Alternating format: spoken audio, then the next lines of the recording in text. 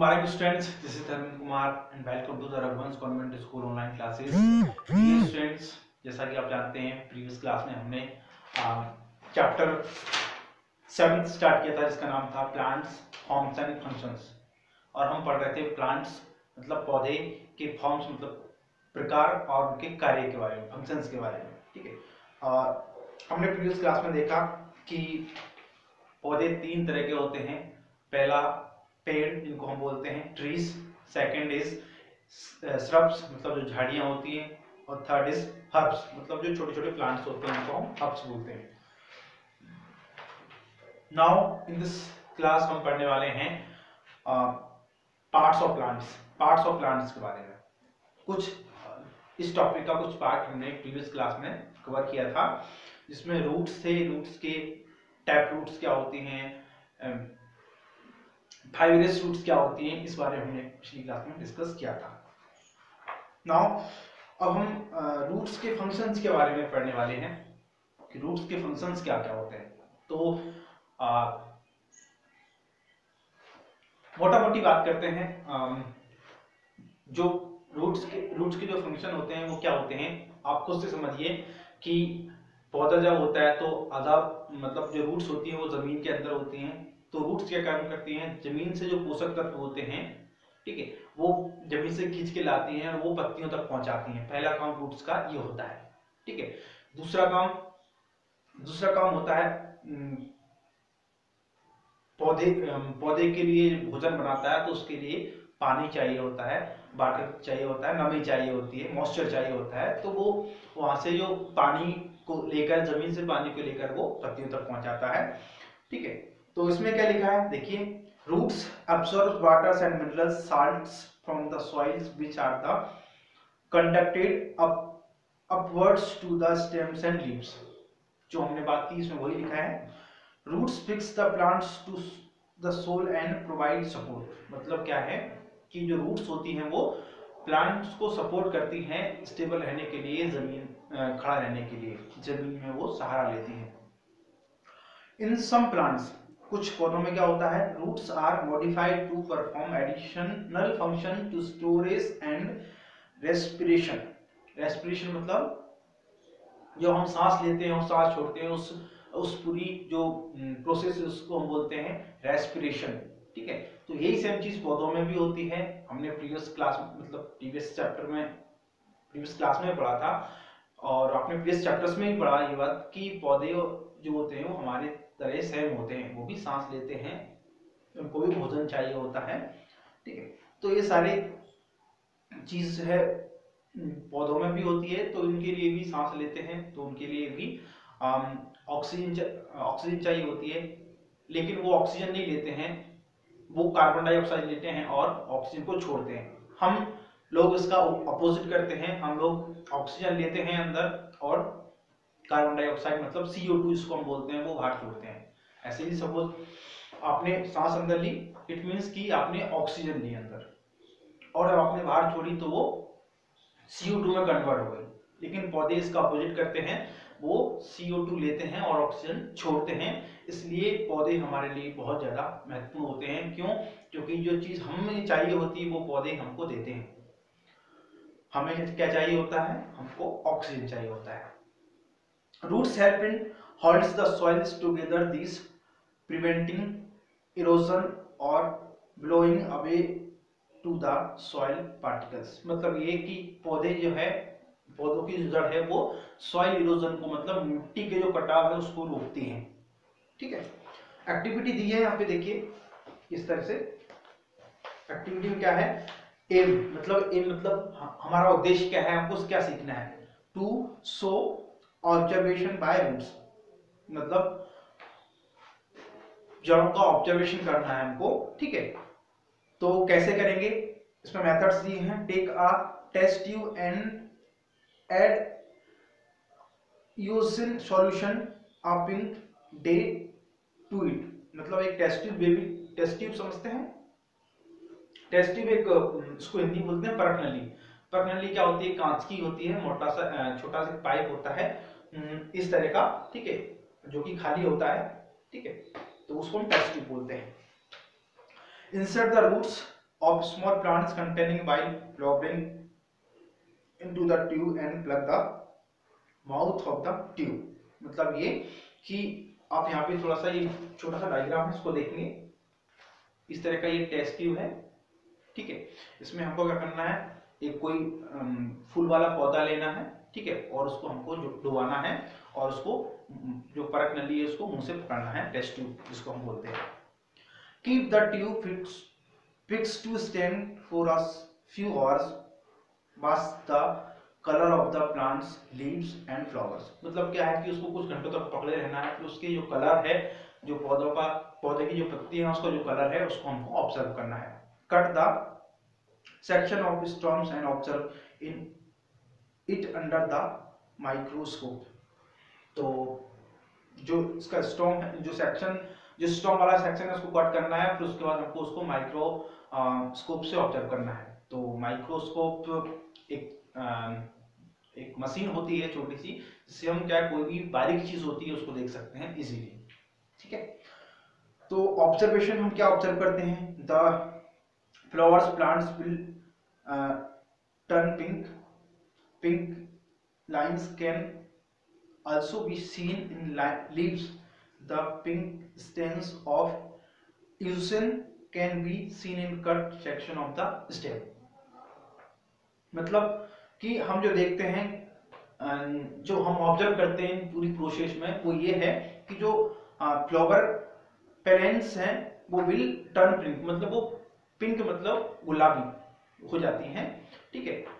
और जो उसकी जो पत्तियां हैं वो भी थोड़ी थोड़ी गुलाबी उसमें कलर आ जाता है।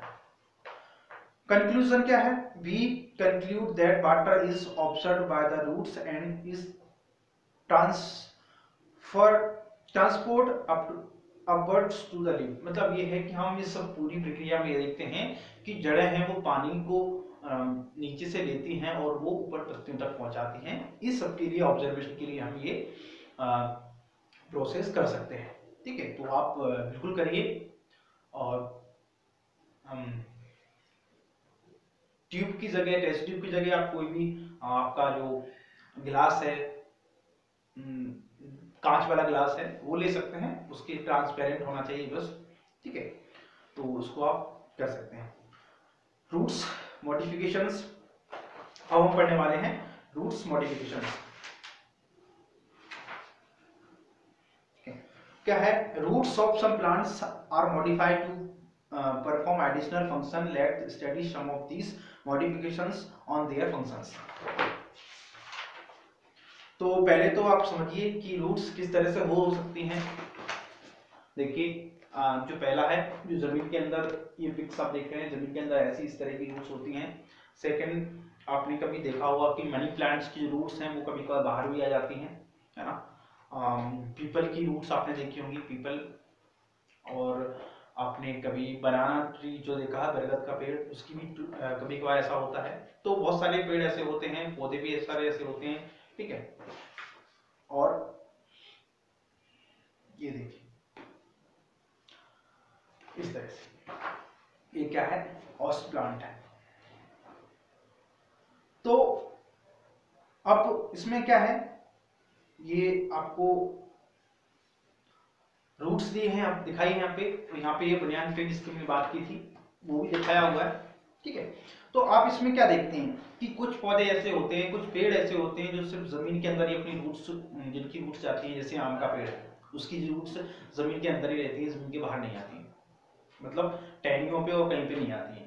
लेकिन वहीं अगर हम बरगद के पेड़ की बात करें, पीपल के पेड़ की बात करें, या फिर हम बात करें मनी प्लांट की बात करें, ठीक है, ऐसे छोटे छोटे बहुत सारे पौधे होते हैं उनकी बात करें, तो वो क्या है, जमीन के अंदर तो रहती हैं, साथ में उनकी बाहर भी आ जाती है, ठीक है। तो सेकंड हम स्टडी करने वाले हैं द शूट सिस्टम, ठीक है। शूट सिस्टम में पहला है हमारा द स्टेम। स्टेम मतलब तना। Stem forms the main axis of the plant's body. मतलब main axis of the plant's body, जो प्लांट की बॉडी होती है उसमें मेन एक्स होता है। Stem bears leaves, flowers, buds, fruits. Stem grows towards lights and away from gravity. जो तना होता है, जो स्टीम होता है, वो क्या काम करता है, वो उसमें पत्तियां भी लगी होती हैं, उसमें ब्रांचेस भी लगी होती हैं। आप इसको देखिए, यहाँ पे देखिए, ठीक है, ये स्टीम है, ये जो है, जो मोटा पार्ट आप देख रहे हैं, जो लकड़ी है, वो स्टीम जिसको बोलते हैं, तना, ठीक है, उसमें पत्तियां लगी हैं, उसमें जड़ भी है नीचे जमीन के अंदर, उसमें ब्रांचेस भी निकली हैं यहाँ से, ठीक है। तो इस ये सारी चीजें होती हैं किसमें, स्टीम में, ठीक है। और फ्लावर्स भी लगते हैं और फ्रूट्स भी लगते हैं।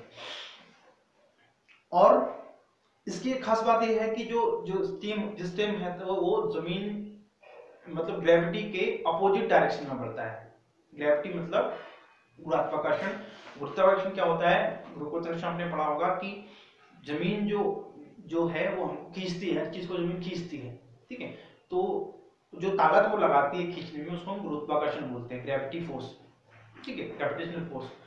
तो उसके अपोजिट जो है स्टीम है वो ग्रोथ करता है, और ये जाता है किसकी साइड, सनलाइट की तरफ, मतलब जो सूर्य है उसकी तरफ जो बढ़ता है।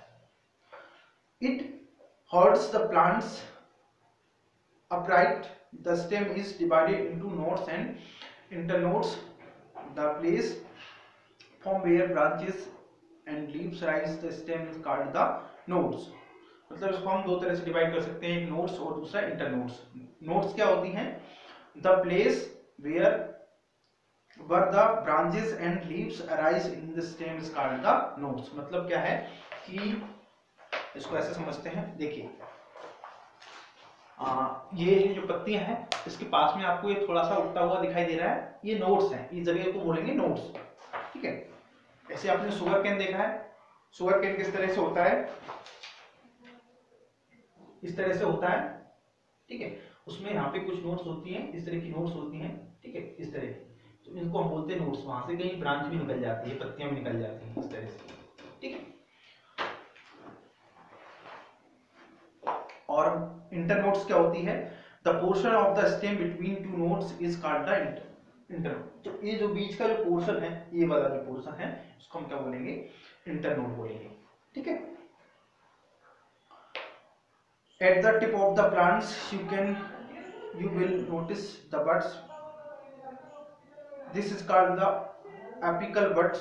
The plants grow in height due to the growth is in this buds region.